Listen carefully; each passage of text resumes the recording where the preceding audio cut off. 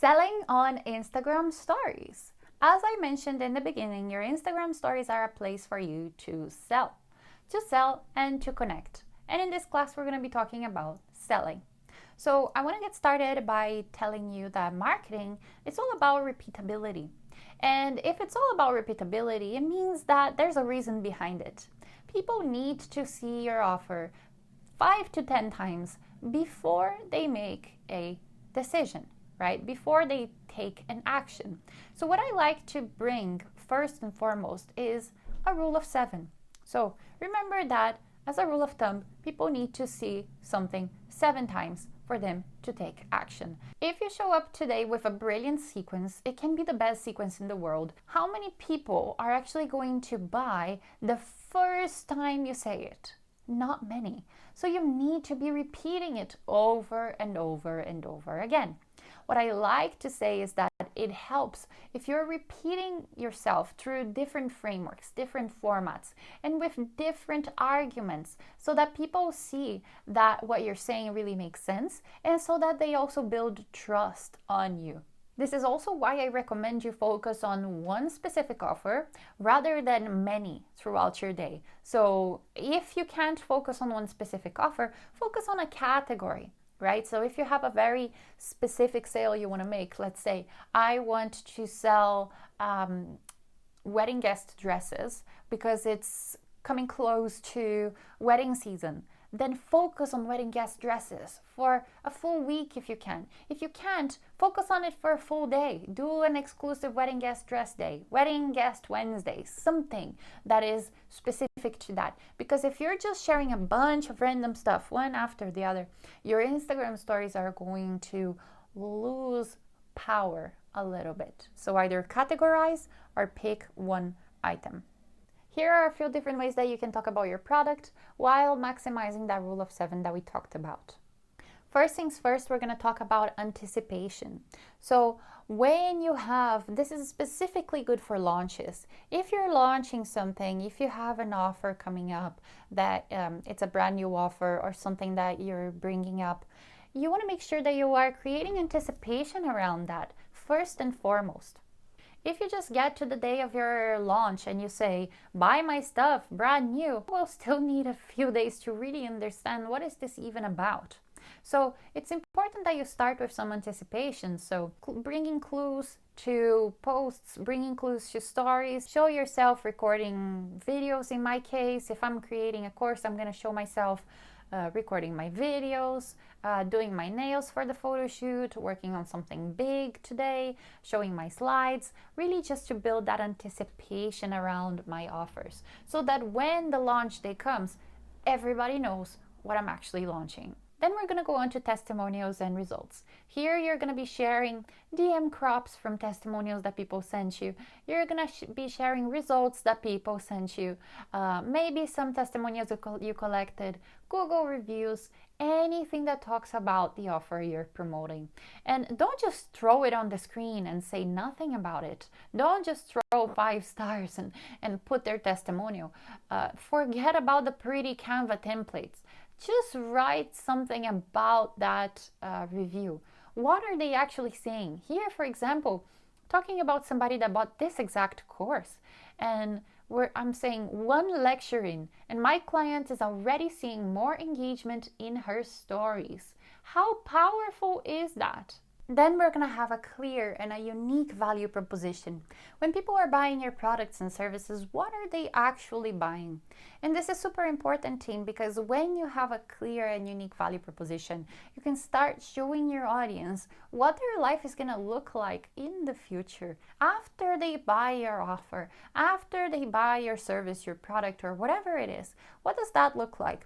And then you can start bringing testimonials. You can start bringing maybe some clients that have already gone through it. So if you have a skin clinic, for example, what do people's skins look like after? What's the before and after like?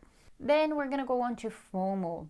And FOMO is an amazing way to get people to get interested in your offer. And if you don't know what FOMO is, it's the fear of missing out. So show people are using your products or buying your services on a regular basis. I don't want you to keep this a secret, Tim, because if you keep this a secret, people will not understand that you have a business. People need to see that you have a business and that people are buying from you. So when you're doing that, let me show you some examples. On the first story, I have Joel saying that he's watching my class. Then on the second story, I'm talking about that I'm going to give a full day training for a private client. I'm finishing up a personalized strategy on story 3. I am working on a 5-figure project on story 4. I am resharing something that Dana shared about business class reels on story 5. And I'm welcoming somebody to my program on story 6. Okay, so I am sharing everything I'm doing. I'm sharing that I have clients because I need to see that people are interested. Now, this is another way of creating FOMO that I'm about to show you, and it's related to something we already saw. It's related to testimonials. Testimonials get a lot more credible when we are sharing them from screenshots rather than us typing them out, because it just feels, when we're typing something, it just feels like we could have typed anything. But when we actually screenshot something, that is a little bit more legit, let's say it in this way. So let me show you here. I am sharing some DM crops, and not even just for testimonials, but also what people are saying. So I'd like to enroll for the live workshop on Reels, please, for 37 euros. So I say, spots open tomorrow. We have 50 spaces, and once they're gone, they're gone. Are you in? Yes or not sure yet? And then what people are saying is it closed? Are you still enrolling for Remarkable? When is the next Remarkable session happening? And so many people are asking me these questions. So then, I'm continuing the conversation. What I'm sharing here, other than testimonials, is I am sharing how people are interested in my work. So on the third page, I am sharing an actual testimonial. But on every other page, I am showing crops, DM crops, that show that people are interested in what I'm selling. Then another technique that we can use is to show authorities, influencers, or other business owners that are backing up your work, your products, and your services. You can also use regular people, regular customers that have bought your offers and your services. But in this case, I am sharing the first two are really good friends of mine, really close friends, that they really enjoyed what I am offering, and we kind of made an exchange. You promote my course and I promote yours. Of course, that nobody is going to promote your offer if it's bad. So they really liked it, so they promoted it. Then on the third one, it's a client that posted something. Now let me show you an evergreen sequence in our stories. This is an offer I had in the past. It was called the Weekly Audio Vault. And inside this Weekly Audio Vault, we were just showing the latest trends for both Instagram and TikTok. So here's the sequence. Let's take a look at what's inside the audio vault. Let's go. I need more minutes, not 5 more minutes. So then it was a video of me showing what's inside the audio vault. Remember, I am showing my offers, I'm showing I have a business, and I'm using multiple different formats of Instagram stories. Okay, first one was a picture, the second one is a video of my computer, not of me. And then I'm saying on the third slide, and our first 40 members will be getting a 50% discount on the regular price every single month. Already signed up, really looking forward. Remember the DM crops and action takers, and then my phone on the background with the audio vault. I'm continuing by saying just added 3 more trends in our weekly audio vault and 2 more over the weekend. Here's a reminder that everyone that joins in September will get a free training. So I'm kind of creating a little bit of FOMO, showing them that when they join, they're gonna get something extra. And then more DM crops. How do you join this masterclass? And then I'm showing them that it's inside the weekly audio vault, and opening a question box for questions. Look at how many different formats we used in 8 stories. This makes things super dynamic. This makes things super interactive, and this generates desire. On that same note, remember the question box you just saw? we can use those question boxes to answer to client limitations. Okay, so when you are promoting an offer and you've already talked about that offer maybe 2 times, 3 times, maybe it's a good idea to open a question box and ask them if they have any questions about it. For you to get started, you're not going to just wait for people to have questions, okay? You're going to put your own questions in the question box, but not just any question. Questions that you know that people will have as limitations.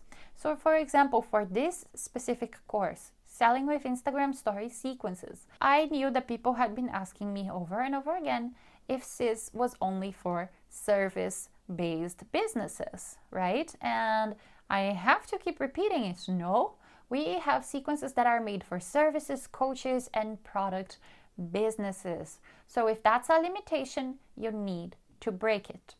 On that same level, share DM crops with questions that more people may have. So this is also part of not only the limitations, but also adding context. Here in our example, hi, what does SIS mean? We're new followers.